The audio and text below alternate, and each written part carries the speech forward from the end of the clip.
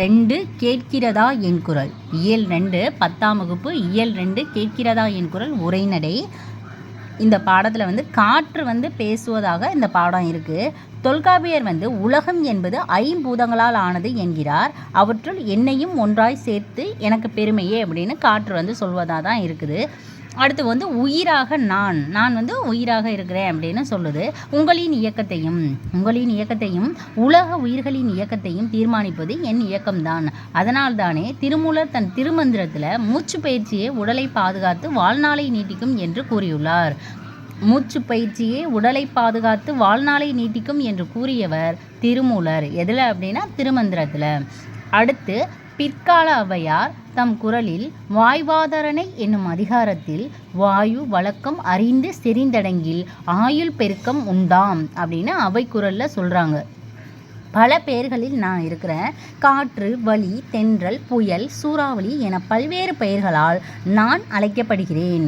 பருவநிலை, சூழல், வீசும் வேகம் ஆகியவற்றுக்கேற்ப தென்றல் காற்று, பூங்காற்று, கடல் காற்று, பனிக்காற்று, வாடைக்காற்று, மேல்காற்று, கீழ்காற்று, மென்காற்று, இளந்தென்றல், புழுதிக்காற்று, ஆடிக்காற்று, கடுங்காற்று, புயல் காற்று, பேய்காற்று, சுழல் காற்று, சூறாவளி காற்று என பல்வேறு பெயர்களால் நான் அழைக்கப்படுகிறேன். இது தெரிஞ்சுக்கலாம். இந்த அடுத்து ரொம்ப முக்கியம். நான் வீசுகின்ற திசையை கொண்டும் தமிழர்கள் எனக்கு பெயர் சூட்டியுள்ளனர். கிழக்கு என்பதற்கு குணக்கு எனும் பெயரும் உண்டு. கிழக்கு என்பதற்கு குணக்கு. கிழக்கிலிருந்து வீசும்போது நான் கொண்டல் எனப்படுகிறேன். கடல் பகுதிக்கு மேலுள்ள மலை மேகங்களை சுமந்து வருவதால் மலைக்காற்று எனப்படுகின்றேன். அப்போ கிழக்கு அப்படின்னா குணக்கு, கிழக்கிலிருந்து வீசும்போது கொண்டல். கிழக்கு குணக்கு, கிழக்கிலிருந்து வீசும்போது கொண்டல். அது கடல் பகுதிக்கு மேலுள்ள மலை மேகங்களை சுமந்து வருவதால் மலைக்காற்று. மேற்கு என்பதற்கு குடக்கு என்னும் பெயரும் உண்டு. மேற்கிலிருந்து வீசும்போது நான் கோடை எனப்படுகிறேன்.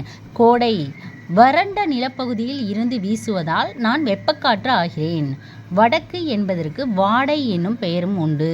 கிழக்குனா குணக்கு, மேற்கு அப்படிங்கிறது குடக்கு, வடக்கு என்பதற்கு வாடை என்னும் பெயரும் உண்டு. வடக்கிலிருந்து வீசும்போது நான் வாடைக்காற்று எனப்படுகிறேன். மலைக்காற்று, வெப்பக்காற்று, இப்போ வர்றது வாடைக்காற்று.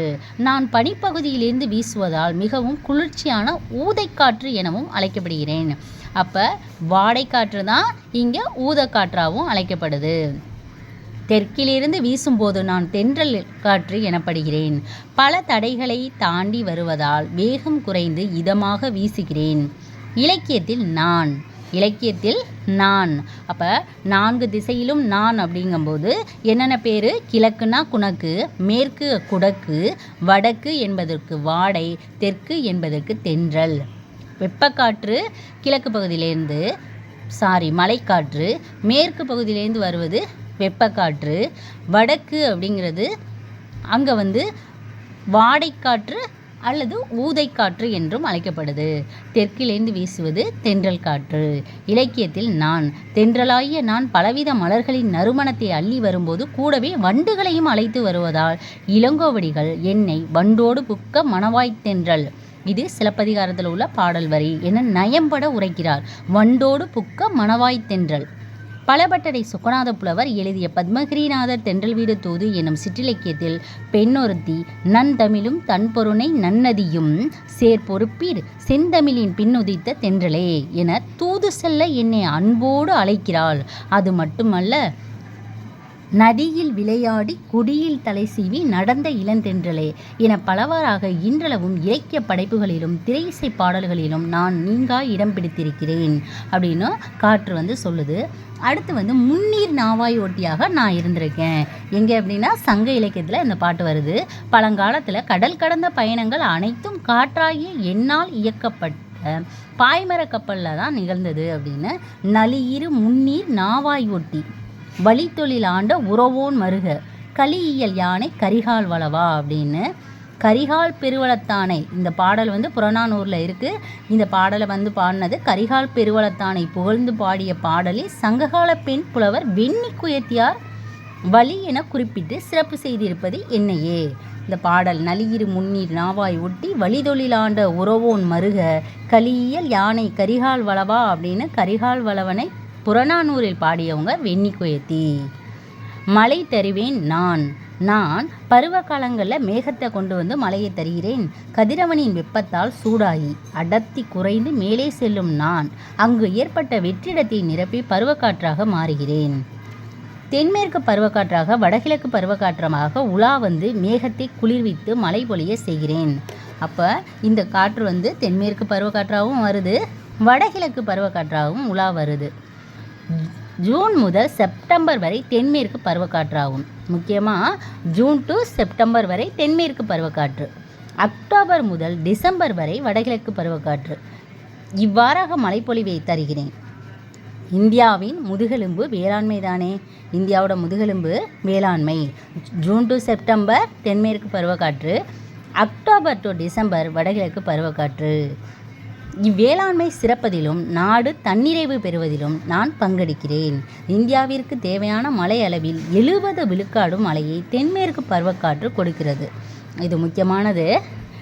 இந்தியாவில் வந்து தேவையான மழை அளவு வந்து 70% வந்து தென்மேற்கு பருவக்காற்று தான் கொடுக்குது அப்படின்னு சொல்கிறாங்க. 70% தென்மேற்கு பருவக்காற்றால் தான் நமக்கு கிடைக்கிது. அடுத்து வந்து தடம் பதிப்பேன் நான் அப்படின்னு சொல்கிறாங்க. வடகிழக்கு பருவகாலங்களில் தாழ்வு மண்டலமாய் தவழ்ந்து புயலாய் மாறி புறப்படுவேன். வடகிழக்கு பருவகாலங்களில் புயல் தான் அதிகமாக வரும். ஆற்றலுடன் வீறு கொண்டு பயணிக்க தொடங்கினால் என்னை தடுக்க யாராலும் இயலாது. மழையாக புயலாக தடம் பதிப்பேன் நான். என் ஆற்றலை வலிமிகின் வழியில்லை வலிமிகின் வழியிலே என்று ஐயூர் முடவனார் சிறப்பித்துள்ளார். வலிக்குதுன்னு முடம் ஆகியிருக்கிறவர் சொல்கிறாரு. வலிமிகின் வழியிலை என்று ஐயூர் முடவனார் சிறப்பித்துள்ளார். இது போன்ற மதுரை இளநாகனார் கடுங்காற்று மணலை கொண்டு வந்து சேர்க்கிறது என்று என் வேகத்தை பற்றி குறிப்பிட்டுள்ளார். கடுங்காற்று மணலை கொண்டு வந்து சேர்க்கிறது. கடுங்காற்று மணலை கொண்டு வந்து சேர்க்குதுன்னு சொன்னது இளநாகனார், மதுரை இளநாகனார். ஆற்றலாக நான் அப்படின்னு சொல்கிறாங்க.